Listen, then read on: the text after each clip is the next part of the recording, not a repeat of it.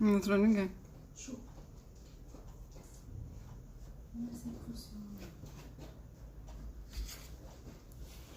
Boa noite, pessoal. Boa noite, minhas queridas TDAHzinhas. Vamos chegando.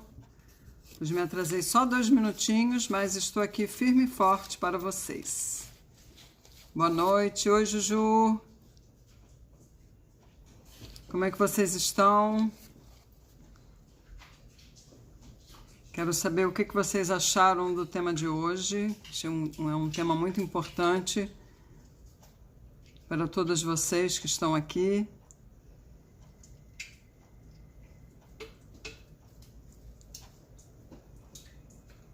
Sorry, Nick entrou. Boa noite, gente. Vocês estão me ouvindo legal? Estão me vendo bem? Então vamos lá, minhas queridas. Hoje, primeiro, obrigada pela presença de todos vocês aqui nesta quinta-feira, 21h37, é o dia que eu faço todas as minhas lives, são as quintas-feiras, 21h37. E no dia que eu não faço, eu sempre deixo um aviso a respeito, dizendo o motivo porque eu não posso fazer, algum imprevisto que ocorreu, aí realmente eu não faço. Então, boa noite, minhas queridas TDAHzinhas, sejam muito bem-vindas à live de hoje. E hoje eu quis abordar um tema muito sério, muito delicado, mas muito importante para todas vocês aqui. E uma das perguntas de hoje na enquete do Stories era se vocês sabiam que pessoas com TDAH têm uma tendência maior a terem relacionamentos abusivos.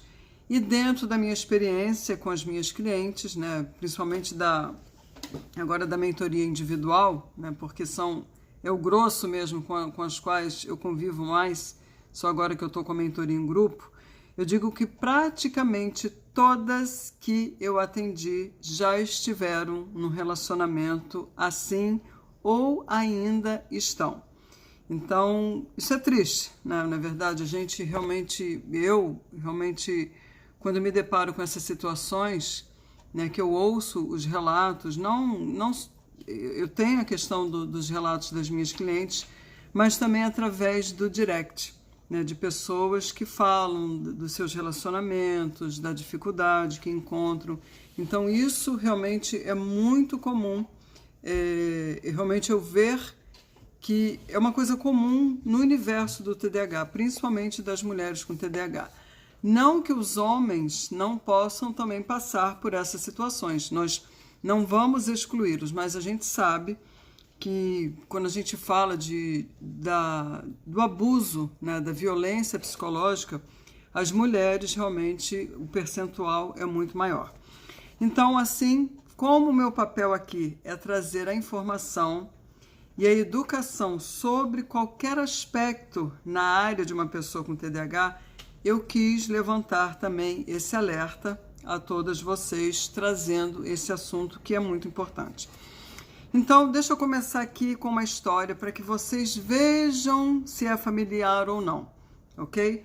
Porque muitas vezes a pessoa está vivendo um relacionamento abusivo e ela não percebe que ela está num relacionamento abusivo. E acho que é isso que torna essa situação muito complicada. Então, com relação, né, qual é o link que tem, que é isso que vocês vão ver ao longo da live, qual é o link que tem da pessoa com TDAH ter uma maior tendência de se meter em relacionamentos que são abusivos, onde realmente existe essa violência psicológica. Então eu vou contar essa história até para ilustrar um pouco situações das quais nem todas que eu vou narrar aqui façam sentido para vocês ou sejam similares ao que quem aqui estiver e ouvir talvez se identifique em tudo e talvez se identifique em alguns aspectos. Mas eu quis trazer uma história exatamente para ilustrar e alertar vocês, dar aquele sininho assim, será que eu estou nisso? Será que eu estou metida numa relação que realmente eu me sinto abusada? Então, vamos lá na história. A Teresa, ela acreditava que tinha encontrado o homem perfeito. Era um cara que já havia se casado antes, mas o casamento acabou. E quando eles se conheceram, se apaixonaram rapidamente e ela acabou se mudando para São Paulo para ficar com ele e morar com ele. Então, tudo estava indo assim às mil maravilhas quando algo inesperado aconteceu. A Teresa descobriu uma carta da ex-mulher do seu marido, mostrando que eles haviam dormido juntos, quando ela e o seu futuro marido eram apenas noivos, né? Era um casal, eram noivos. Então, o marido de Teresa, claro que ele negou qualquer conhecimento da carta. E aí, quando a Teresa foi procurar a carta, o que aconteceu? A carta tinha desaparecido. Então, ele argumentou o que com a Teresa? Que ela estava inventando coisas, que ela estava imaginando uma série de besteiras, que era coisa da cabeça dela. E à medida que esse comportamento dele aumentava, se acentuava, ele também começou a isolar a Teresa do convívio com outras pessoas. Ele brigava constantemente com os vizinhos, ele era rude com as pessoas nos restaurantes e, para piorar a situação, ele era aquela pessoa que anarquizava o comportamento da Teresa. Sempre colocando o quê? Sempre criticando, né, o comportamento dela, as manias não, a maneira como ela se comportava. Então ele era aquela pessoa que caía pesado em cima do comportamento dela. Então a Teresa diz que quando ele conheceu os amigos dela, ele falou para ela assim, literalmente, que cada um deles tinha algo errado. Então, eles não prestavam e que era melhor ela se afastar de todos, porque realmente ele via que não eram pessoas adequadas para ela. Aí o que aconteceu? A Teresa, com o tempo, ela acabou perdendo contato com a maioria dos amigos dela, porque ela cedeu a essa pressão que o marido exercia sobre ela. Aí a coisa se complicou, porque o marido da Teresa se aproveitou do quê? Do fato dela ter TDAH e começou a acusá-la de que ela perdia as coisas. O que fazia lógico, ela ficava assim se questionando, caramba, será mesmo que isso está acontecendo? Então assim, ela procurava palavras e ele dizia assim que ele teria que pressioná-la, colocando realmente mais pressão sobre ela para ela poder falar. E essa manipulação psicológica gradual para fazer alguém duvidar de si mesma, isso tem um nome em inglês que é muito interessante, que se chama gaslighting. Então, o que é o gaslighting? Gente, esse termo, ele veio de um filme que se chama Gaslighting e na tradução literal é a iluminação a gás. Então, é um filme de 1945, onde essa situação de terror psicológico, no caso era o ator, o personagem principal, ele plantava um cenário na mente da mulher onde ela começou a duvidar da própria sanidade. E era uma forma de manipular, de controlar a pessoa, de abusar. E ela começou a se questionar, gente, será que eu sou louca mesmo? Lógico que a gente não tem só esse filme, né, Gaslighting, e eu acho que em português, eu fui até pesquisar, ele está como A Meia Luz. Existem outras histórias, outros filmes, né, outros enredos que a gente já viu no cinema que trata exatamente desse tipo de situação. E não é só em relações marido-mulher não, tá, gente? É relação no trabalho, é relação entre irmãos, é relação entre pais e filhos. Quando eu falo violência psicológica, gente, uma relação abusiva, que eu estou trazendo aqui para vocês, não é apenas relação marido-mulher ou relacionamento namorado. É qualquer tipo de relacionamento, esse tipo de violência psicológica, ela pode acontecer. Então, no caso, o marido da Teresa, ele começou a aproveitar as questões relacionadas ao TDAH dela e começou a acusá-la. Ele começou a usar exatamente isso. Então, essa manipulação psicológica se chama gaslighting. E, caso vocês não saibam, por isso que eu botei lá nos stories, as mulheres com TDAH, elas correm muito mais risco de sofrer uma situação dessa, viver um relacionamento abusivo, do que as mulheres neurotípicas. Então, o que eu trouxe para cá? Em 2019, eu fui para uma conferência junto com a Juliana, do ICD, né, que é do instituto do qual eu sou membro, e lá eu conheci a doutora Stephanie Sarkis, que é uma terapeuta, uma psicóloga, e ela é autora de um livro, onde o nome em inglês é Gaslighting, Recognize Manipulative and Emotionally Abusive People and Break Free. Então, esse livro dela, ela trouxe ela tem TDAH, ela trouxe o termo do filme, né, o nome do filme Gaslight, e eu acho que tem tradução, se eu não me engano. Depois, Juliana, vê para mim, que eu acredito que nós colocamos até na primeira turma da mentoria, esse livro. Quem quiser se aprofundar sobre esse tema, se educar, se informar, não deixe. Lógico que tem outros livros, gente, que falam sobre a violência, mas no caso ela fala, como ela tem a questão do TDAH, ela cita realmente um índice maior desse tipo de relacionamento em pessoas que têm um déficit de atenção. Então ela diz o seguinte, a Sarkis diz assim: eu me especializei em TDAH por mais de 20 anos e vi mais e mais pessoas com TDAH que vivem relacionamentos ou trabalham em um local onde a manipulação psicológica acontece. Então, em 2015, nos Estados Unidos, foram aprovadas leis contra o controle coercitivo, o que significa que o comportamento abusivo, controlador e ameaçador, que tem esse efeito grave, não é apenas prejudicial à mente da pessoa, mas agora também é considerado um crime. Então, isso foi nos Estados Unidos, ok? Eu não sei como está aqui, se isso acontece. Então, esse comportamento de manipulação psicológica, ele costuma ser, gente, muito gradual. Então, a Sarkis, ela diz assim, parece que alguém, é como se a pessoa assim, a pessoa que é abusiva, né? Ela aceita a pessoa como ela é. E lentamente ela vai mudando o comportamento dela.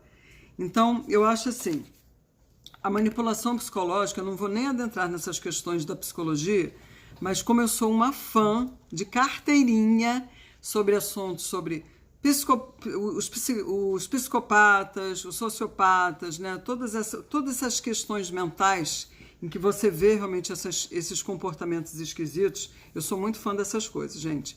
E eu acho que, né, o narcisista perverso, que são traços de personalidade que você vê que tem essa questão da manipulação psicológica. Então, no Gaslighting, como eu não vi esse filme, eu tenho a história, mas eu não vi o filme, eu sei que o personagem, ele queria realmente fazer com que a pessoa, no caso, a personagem, né, ela se achasse uma louca, porque ele começou a criar coisas na cabeça dela que não eram verídicas, não eram verdadeiras, mas ele queria induzi-la, né, ao ponto de que ela questionasse a sanidade mental dela. Então, numa pessoa com déficit de atenção, exatamente isso, ele vai começar a usar maneiras psicológicas de controlar a pessoa, de manipular a pessoa. Então, como a Sarkis falou, parece que alguém aceita a pessoa pelo que ela é e lentamente esse comportamento vai se transformando em abuso. Então, geralmente, como as pessoas com TDAH podem ser muito vulneráveis, elas são mais vulneráveis, elas têm uma baixa autoestima, ela tem a forte impressão de que para serem aceitas, elas precisam mudar. Então, elas realmente começam a achar assim, não, eu que realmente sou uma pessoa estranha, eu tenho que mudar porque o outro está falando que eu sou. Então, elas podem inconscientemente procurar alguém que parece que são muito unidas a elas, né, que são parceiras mesmo, mas o outro lado disso é que essas pessoas, elas podem ser muito controladoras. E isso faz parte desse controle coercitivo. Então, como vocês sabem, o TDAH é um distúrbio que é comumente caracterizado por quê? É pela desatenção, pela impulsividade e pela hiperatividade. E apesar, né, de vocês estarem cansados de saber também que aquele estereótipo do menino da sala de aula, né, que não para quieto, que está sempre buscando coisa para fazer, a prevalência é igual entre mulheres e homens. Então, mesmo que muitas pessoas atribuam o TDAH somente a esse estereótipo, não é assim que acontece. Então, como os comportamentos da hiperatividade, a pessoa que interrompe conversa porque fala muito, o ser bagunceira, todos esses comportamentos, eles têm um impacto muito maior. Eles realmente, a mulher carrega um fardo muito maior, é muito mais pesado para as meninas e independe da apresentação dela, o que muitas vezes faz com que elas não sejam diagnosticadas. Então, até os 30, 40 ou até 50 anos, a menina, ela passa batida na questão do diagnóstico porque ela não tem a questão da hiperatividade como é no menino, aquela coisa que não para quieta. Então, as pesquisas, isso é muito interessante porque as pesquisas mostram o quê? Que aos 12 anos, gente, uma criança com TDAH, ela ouviu 20 mil mensagens com o intuito de corrigir ou de criticar muito mais do que as meninas que são neurotípicas. Então, você vê, uma criança com TDAH ela ouve 20 mil mensagens com um teor crítico ou com aquele teor de que ela precisa ser corrigida, ser consertada. Então, provavelmente, né, e eu falo exatamente disso, esse passado que uma mulher traz, uma mulher adulta, né, desde a infância, em que ela ouve todas essas críticas, todos esses comentários que acabam derrubando ela, essa pode ser uma das razões pelas quais as mulheres com TDAH sofrem de baixa autoestima e, infelizmente, este também é um dos fatores que torna as mulheres mais vulneráveis aos relacionamentos abusivos. Por quê? Quantas mulheres, gente, se sentem indignas mesmo antes de estarem prontas para entrar em um relacionamento? Porque como ela é tão criticada desde a infância, em todas as fases pelas quais ela passa, seja na escola, é com o professor, é com o amiguinho, aí vai para a faculdade, é na faculdade, é no trabalho, o tanto que ela ouve de crítica, essa enxurrada, né, de comentários negativos, isso derruba a mulher, isso acaba com a mulher. Então, eu acredito que realmente essa é uma das maiores razões realmente para a mulher com déficit de atenção, ela se ver dessa forma, né? Eu sou indigna de ser amada. Eu realmente não mereço ser amada por ninguém. Ok, gente? Deixa eu dar um golinho d'água aqui, peraí.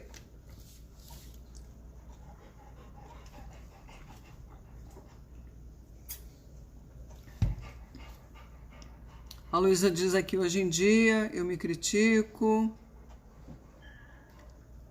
Total. Então, assim, se uma menina com TDAH, ela ouve desde criança de que ela é preguiçosa, ou não presta atenção nas aulas, ou não faz nada direito, dificilmente ela vai acreditar que é digna de receber amor, sendo do jeito que ela é. Então,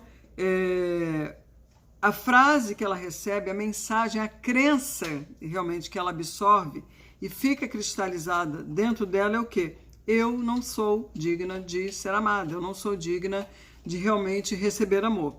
Então, ser culpada por um comportamento que a própria criança, ela não tem a mínima ideia de por que ela age da maneira que ela age, isso já é muito cruel mesmo. Então, um aspecto comum nas pessoas com TDAH, e vocês sabem, que é a questão das funções executivas, né? Essa disfunção executiva que tudo relacionado às funções executivas se torna um grande desafio para vocês. Priorizar, planejar, se organizar, gerenciar o tempo, né?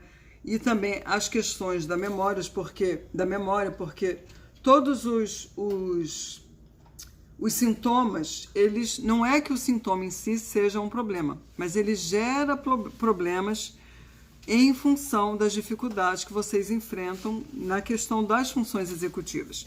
Então, a doutora Sarkis, né, e está exatamente nesse livro dela, ela explica o quê? Como ter TDAH significa o quê? Que muitas vezes a pessoa ela já atingiu a capacidade máxima dela. Por quê? Você tem tantas outras coisas acontecendo, né? Você está sendo puxada em tantas diferentes direções que é difícil você perceber que você está num relacionamento abusivo. Então as coisas vão tomando uma proporção que, com as dificuldades, com os desafios que você enfrenta, você parar e analisar um relacionamento com frieza, com raciocínio lógico, né, de aquele momento assim que você vai parar e observar, esse comportamento aqui é muito estranho para mim, eu acho que eu estou num relacionamento abusivo. Diante de tantas as demandas nas quais vocês vivem, é muito difícil realmente vocês perceberem isso. Então, isso desempenha um papel significativo em tornar alguém vulnerável a essas situações. Então, uma vez que você tem, digamos assim, uma memória ruim devido ao seu TDAH, você pode vir a se questionar ainda mais. Então, são frases tipo assim, nossa, você é muito dispersa, você não se lembra, você esquece tudo mesmo. E você acaba pensando, caramba, isso realmente acontece? Realmente eu sou assim? Eu falo as coisas, aí a pessoa diz que eu não falei, então você entra num processo de questionamento que você, de fato, começa a questionar sobre si mesmo. Outra questão que está muito presente, que é um fator de risco, é a impulsividade. Por quê? Já que os manipuladores frequentemente empregam isso está em inglês, que se chama love bombing, que é o quê? É um período de intensa afeição e atenção projetada para manipular, que faz com que a pessoa ela se desarme. Então, ela recebe aquela carga de afeição, aquela carga de amor. Então, nossa, eu estou com uma pessoa realmente maravilhosa que me ama, e ela se desarma. E isso faz com que ela corra um sério risco. Ela literalmente deixa de ter cautela. Então, os gaslighters, né, as pessoas que são manipuladoras, as pessoas que utilizam da violência psicológica, eles são muito bons em fazer as pessoas se sentirem pertencentes, né? Nossa, elas se sentem acolhidas, é aquela sensação de pertencimento. Então, toda a vida, né, vocês ouviram o quê? Disseram, a maioria de vocês, né? Eu não estou generalizando, tem gente que, graças a Deus, cresceu num lar em que vocês tiveram apoio, tiveram todo o amparo, isso é maravilhoso. Mas a maioria das pessoas cresce o quê? Dizendo que você não é boa o suficiente, que você realmente não é capaz de fazer nada. Aí, de repente, vem alguém na sua vida que está dizendo que você é incrível. Então, o TDAH, nessas situações, também aumenta a probabilidade de você se abrir e compartilhar mais, e o que torna perigoso com alguém que é manipulador. Então, a Teresa, aquela que eu contei da história, que eu contei no início, qual foi a percepção dela? Ela achava que aquela atenção que ela recebia tão intensamente era difícil de recusar. Então o marido dela dizia a ela como ela era bonita, como que o cabelo dela estava lindo, e no mesmo minuto em que ele estava com ela, aquilo parava e o controle começava, ele mudava o comportamento. E o que ela queria apenas era o quê? Era ser amada. Então, além dessas situações, né, de você ver essas situações nos relacionamentos amorosos, né, é muito comum uma pessoa com TDAH sofrer esse tipo de abuso nos relacionamentos com os pais. Seja o pai, seja a mãe ou mesmo com o irmão, esse abuso também ocorre na infância, segundo a doutora Sarkis. Então, a infância da Teresa significava o quê? Que ela já tinha aprendido a duvidar de si mesma, porque a mãe batia nela e quando ela chorava, a mãe perguntava, caramba, por que diabos que você está chorando, minha filha? O que está acontecendo? Então, ela fazia com que a Teresa se questionasse da própria sanidade dela, no sentido assim, caramba, minha mãe fez isso comigo e ela me pergunta por que eu estou chorando, o que está acontecendo? Então, ela começa a duvidar de si mesma. Então, a mãe seguia fazendo o que ela tinha que fazer como se nada tivesse acontecido. Ela era abusada, ela sofria toda aquela pressão e era como se nada tivesse acontecido com ela. Então, outra coisa que pode acontecer com vocês, né, com uma pessoa com TDAH e que põe você ou qualquer outra pessoa em sérios riscos é você se deixar levar pela impulsividade. Então, o que redunda nisso, a questão da impulsividade? Então, a Érica, que é outra personagem, ela casou-se com o marido após 7 semanas. E apesar dela saber que era uma coisa que parecia estúpida, e claro que é estúpido, né? Porque como é que você vai se casar com uma pessoa em que você conhece ela apenas em 7 semanas? Porque é uma baita atitude precipitada. Na época, né, de acordo com o sentimento dela, ela achou que tudo era muito romântico, tudo era muito divertido, nós vamos casar, seremos felizes para sempre, como um conto de fadas. E quando ela olha para trás agora, ela consegue perceber o quê? Que o seu cérebro, ele foi pego exatamente pela emoção intensa. Então me digam aqui se vocês já não foram pegas por essa emoção intensa, né? Assim, porque para os outros que não têm TDAH, uma pessoa com TDAH é intensa, ela é dramática, ela é exagerada. Então me diga se isso já não aconteceu com vocês. Então, para o manipulador, né, essa questão da impulsividade, esse lado exagerado, não é porque vocês sejam exagerados, vocês são intensos mesmo nas emoções, isso é um prato cheio. Ele fica sabendo muito bem e muito rapidamente de todas as suas esperanças, dos seus sonhos, dos seus desejos, dos medos que você tem. Literalmente, ele tem a faca e o queijo nas mãos. Então, a verdade é que esse tipo de comportamento é uma tática deliberada usada pelos gaslighters. Então, eles começam a fazer perguntas muito pessoais. Mas eles não estão perguntando sobre as dificuldades, os medos familiares, por que eles se importam. Não.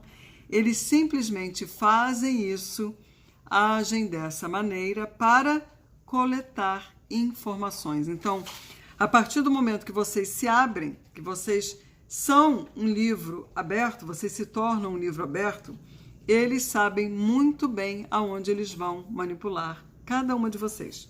Então, gente, eu estou botando cada um de vocês, não é que todas aqui estejam realmente passando por uma situação dessa, mas eu quero que vocês comecem dilatando o pensamento de vocês até acerca de outras relações que vocês já viveram, que talvez vocês terminaram a tempo, se Deus quiser, ou mesmo se vocês estão passando por uma situação semelhante no momento presente.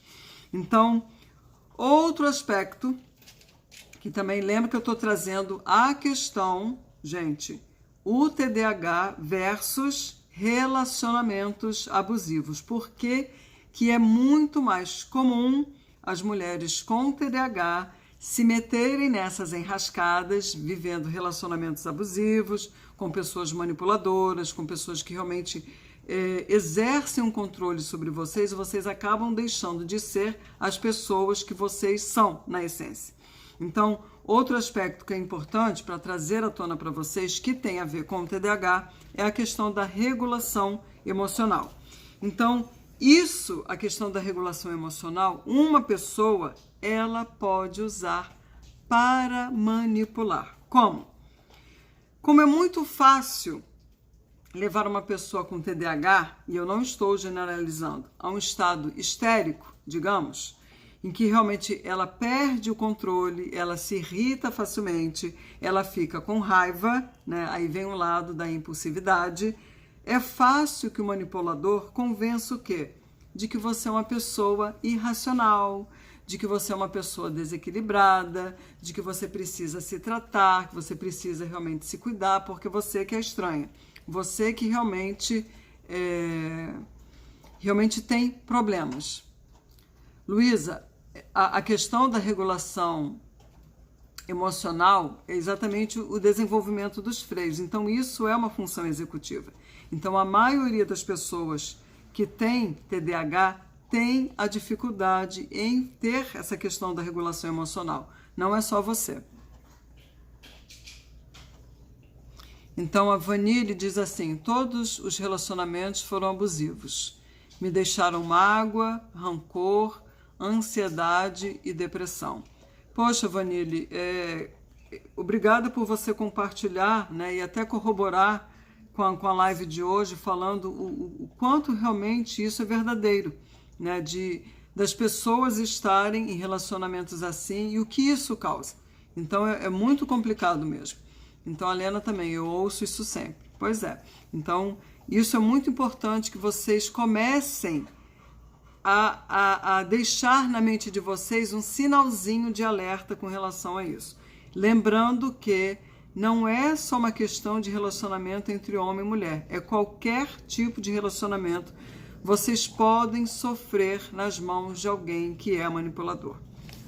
Então, outras situações onde o manipulador pode se aproveitar são aquelas que envolvem os problemas da memória.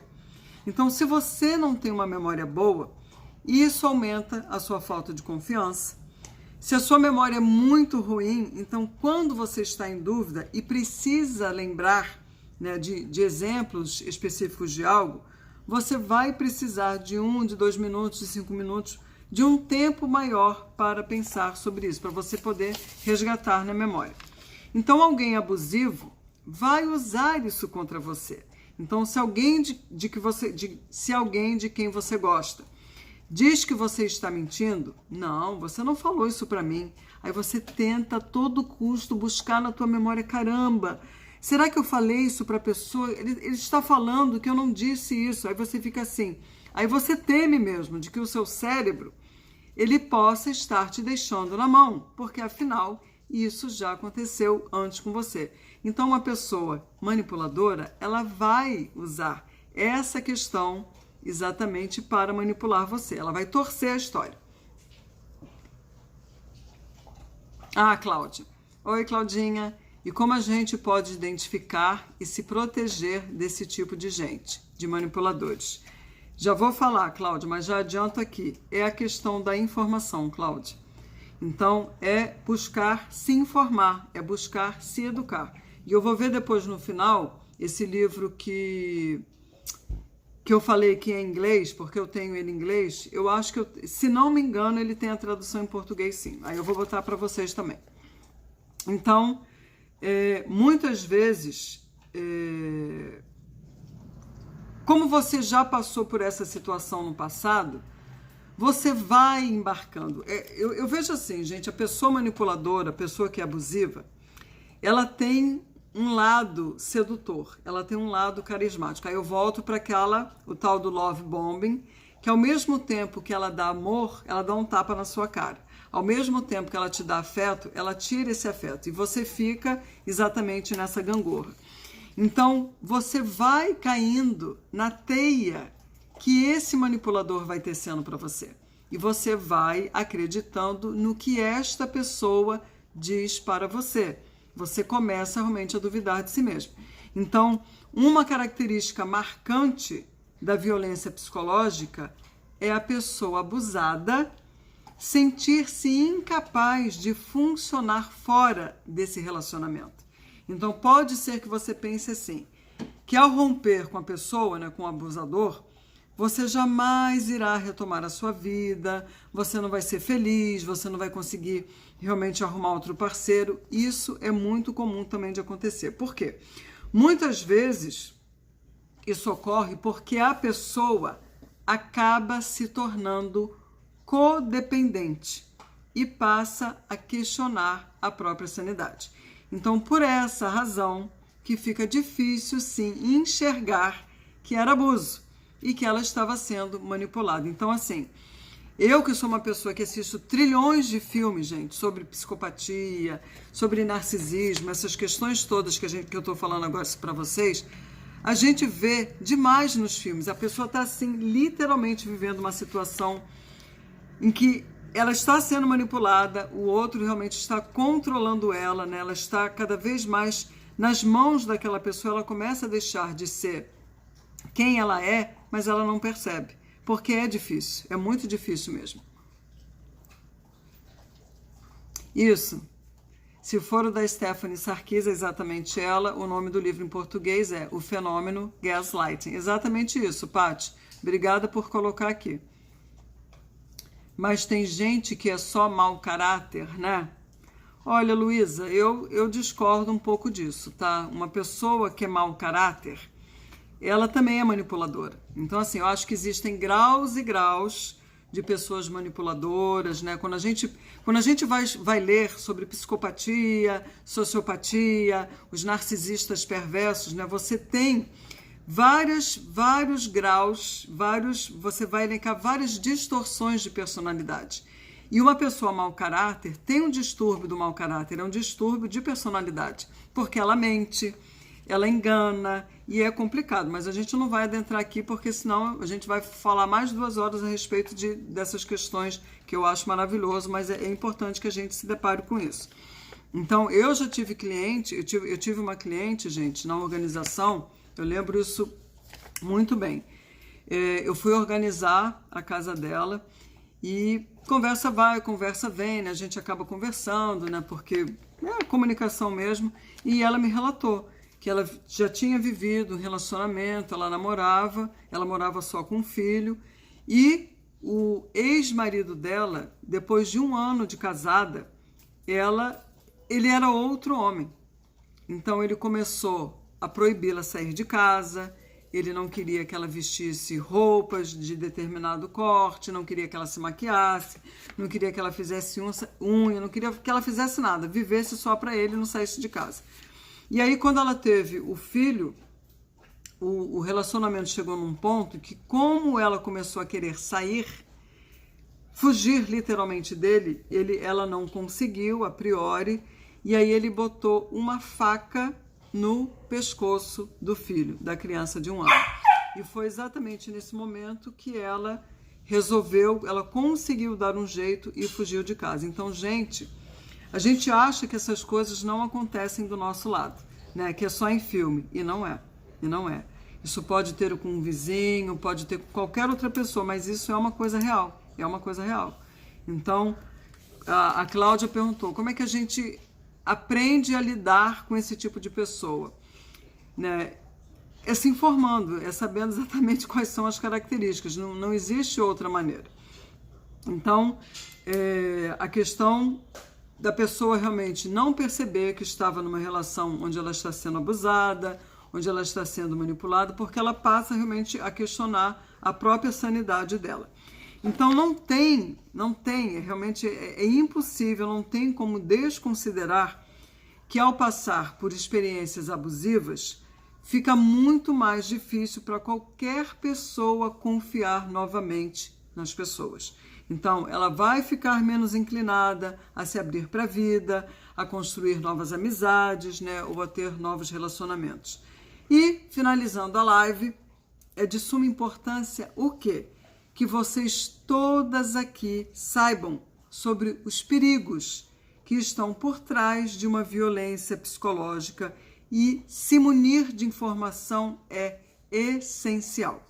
Então, na verdade, a educação é a chave para saber quais são esses comportamentos.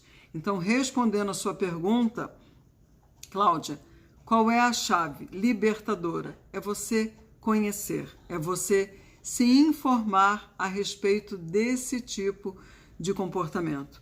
É através de livros, é através de sites, é através de grupos que já passaram exatamente por essas situações.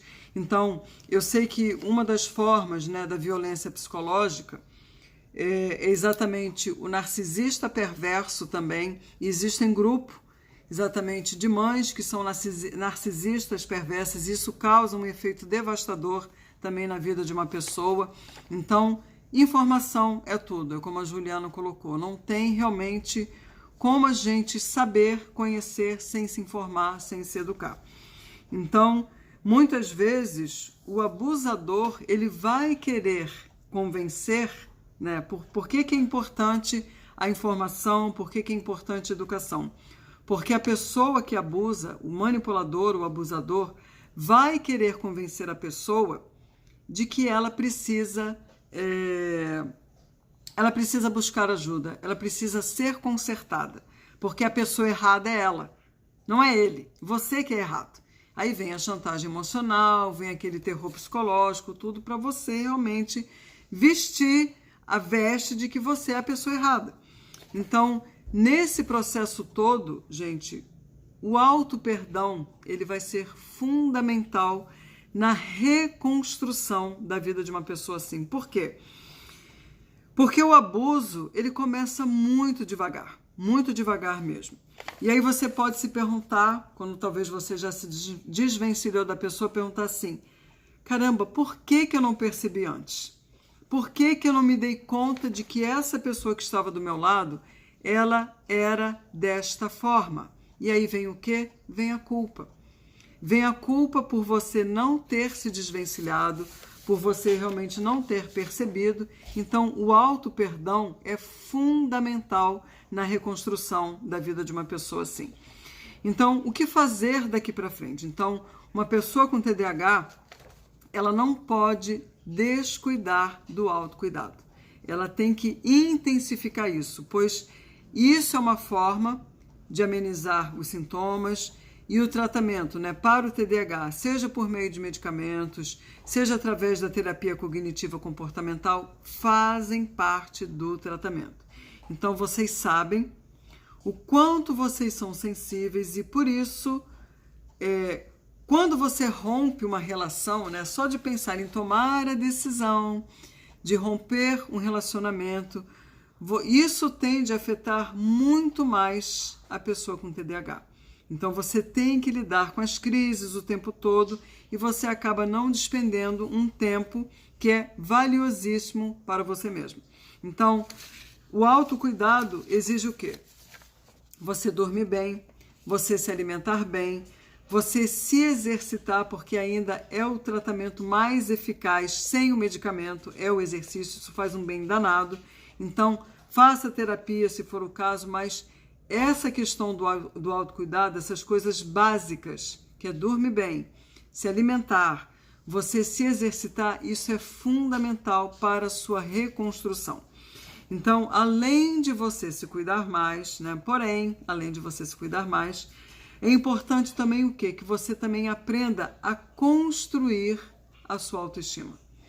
E começar a estabelecer limites nas suas relações, a dizer não, quando você quer realmente dizer não, mas você acaba dizendo sim. Isso é um aprendizado fundamental na vida de vocês. Então, mudar os comportamentos se torna crucial para uma nova etapa na vida de vocês. Então, fique certa de que muitas pessoas não vão gostar, elas vão chiar, porque a partir do momento que a gente muda, gente, que a gente efetua uma mudança na nossa vida, as pessoas que se abusam, né, exatamente dessas situações, elas não gostam. E elas vão reclamar, porque você está mudando. E com relação a você estar com pessoas abusivas, com pessoas que manipulam, você não vai mudar essa pessoa. Então, o ideal, o que é? Que você se afaste, que realmente você... digamos que você esteja no relacionamento com o marido, que tem filhos, uma coisa é você com os seus filhos, uma coisa é você se relacionar com o marido abusivo. Então, a relação rompe com esta pessoa, com quem já abusou de você. mas não com os filhos. Digamos que você tem um relacionamento abusivo com a sua mãe.